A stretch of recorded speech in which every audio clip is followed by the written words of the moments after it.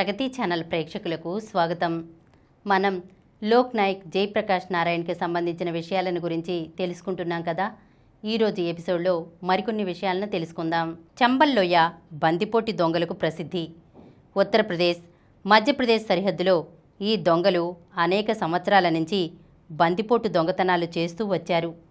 1960లో వినోబాజీకి కొందరు బందిపోట్లు శరణాగతులైనారు. అక్కడ కొందరు సర్వోదయ కార్యకర్తలు ఈ సంస్కరణల కార్యక్రమంలో నిమగ్నులై ఉన్నారు. చంబల్లోయకు చెందిన మధోసింగ్ అనే ప్రసిద్ధి చెందిన బందిపోటు జయప్రకాష్ను కలుసుకుని చంబల్లోయలో బందిపోటు దళాలు స్వచ్ఛందంగా ఆత్మసమర్పణ చేయడానికి సిద్ధంగా ఉన్నట్లు తెలియపరిచారు. అందుకు జేపీ సహాయాన్ని ఆయన అభ్యర్థించారు. తాను జేపీని కలుసుకున్న తర్వాత 3 రోజులకు తన అసలు పేరు చెప్పి జేపీని ఆశ్చర్యచకితుణ్ణి చేశారు. మధోసింగ్ జేపీ తన ఆరోగ్యం సరిగా లేకపోయినప్పటికీ ఈ బాధ్యత స్వీకరించారు.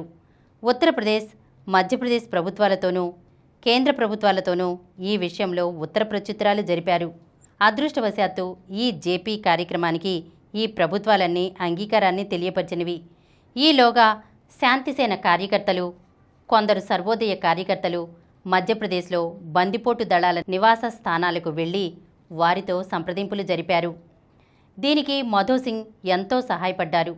ఈ కార్యభార నిర్వహణలో శాంతిసేన, గాంధీ శాంతి ప్రతిష్టాన్ ప్రముఖ కార్యదర్శి ఎస్ఎన్ సుబ్బారావు, మధ్యప్రదేశ్, ఉత్తరప్రదేశ్ శాంతిసేన కార్యకర్తలు చేసిన కృషి శ్లాఘనీయమైంది. మధోసింగ్, మోహన్సింగ్లతో సహా బందిపోటు నాయకులు తాము, తమ దళాల సభ్యులు తమ ఆయుధాలతో సహా జయప్రకాష్ ముందు మాత్రమే ఆత్మసమర్పణ చేయగలమని అన్నారు.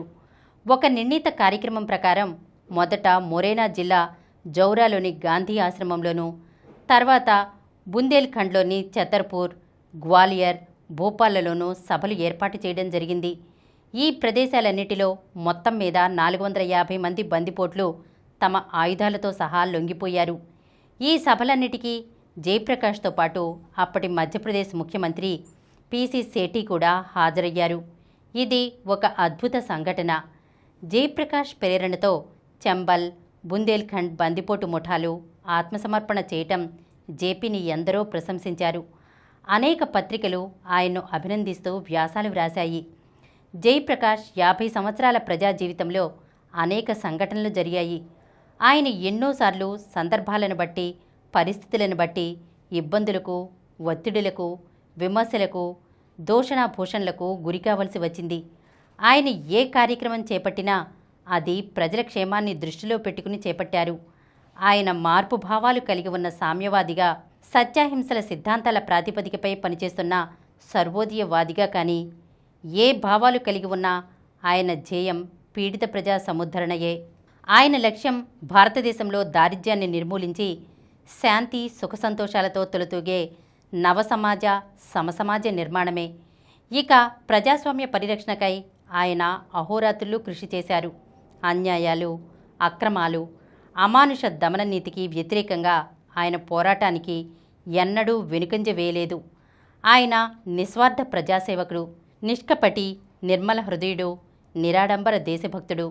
సంపూర్ణ ప్రజాస్వామ్య పరిరక్షణ, సామ్యవాద సమసమాజ నిర్మాణమే ఆయన జీవిత లక్ష్యం. అందుకు ఆయన తన జీవితాన్ని అంకితం చేశారు.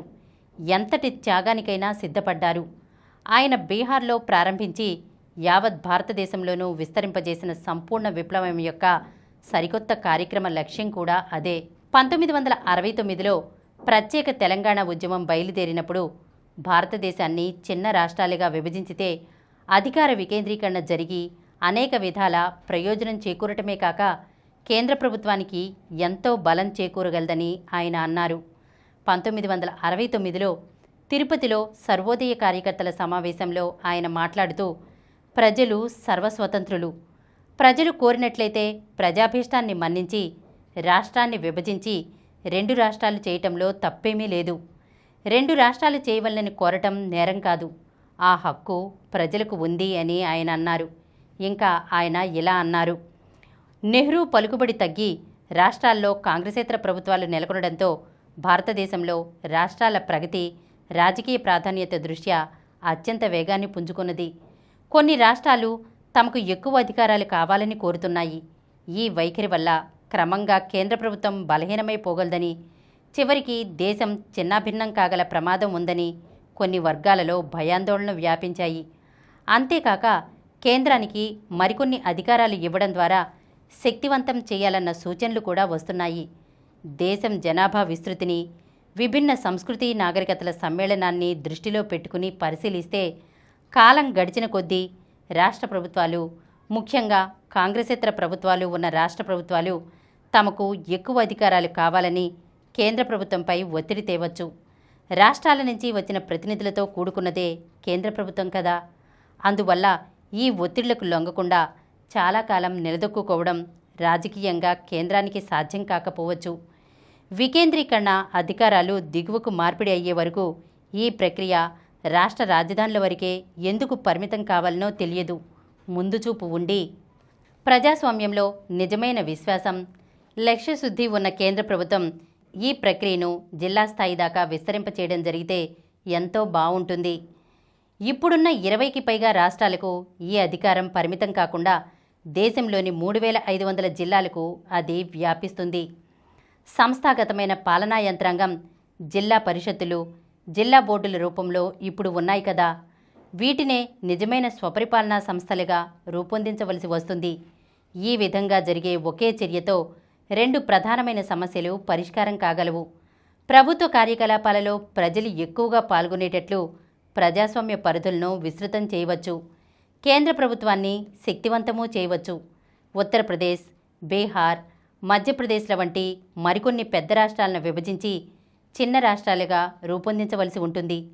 ఒకసారి పండిత్ జవహర్లాల్ నెహ్రూను నేను కలుసుకుని ఉత్తరప్రదేశ్ రాష్ట్రాన్ని విభజిస్తే మంచిదని సూచించినప్పుడు ఈ అభిప్రాయంతో ఆయన ఏకీభవించారు. అయితే స్వర్గీయ గోవింద్ వల్లభ్ పంత్ అందుకు అంగీకరించలేదు. కొంతమంది భయపడుతున్నట్లుగా చిన్న రాష్ట్రాలను ఏర్పాటు చేసినట్లయితే కేంద్రం బలహీనపడటం జరగదు, పైగా బలపడుతుంది. చిన్న రాష్ట్రాల ఏర్పాటు వల్ల ప్రభుత్వం ప్రజలకు దగ్గరగా రాగలదు. కేంద్ర ప్రభుత్వం ఎప్పుడూ బలంగా, శక్తివంతంగా ఉండాలనేదే నా కాంక్ష అని అన్నారు.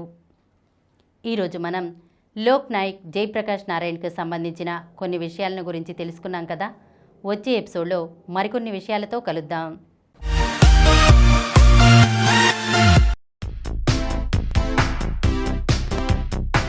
ఈ కార్యక్రమం మీకు ఎంతో నచ్చింది కదా. ఇటువంటి మరిన్ని వీడియోల కోసం అనతి కాలంలోనే 21 కోట్ల వ్యూస్ సాధించిన సమరం ఛానల్ సమర్పించు సమరం ప్రగతి ఛానల్కు సబ్స్క్రైబ్ చేయండి, లైక్ చేయండి, మీ ఫ్రెండ్స్కి షేర్ చేయండి.